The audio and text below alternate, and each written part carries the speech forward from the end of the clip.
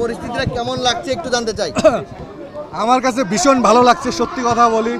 আমার কাছে মনে হচ্ছে যেন শিল্পীদের একটা ঈদের পুনর্মিলনী যেমন হয় ঠিক তেমনই এই মুহূর্তটা যেন আমি মিস না করি, সেই জন্য আমি ছিলাম দেশের বাইরে।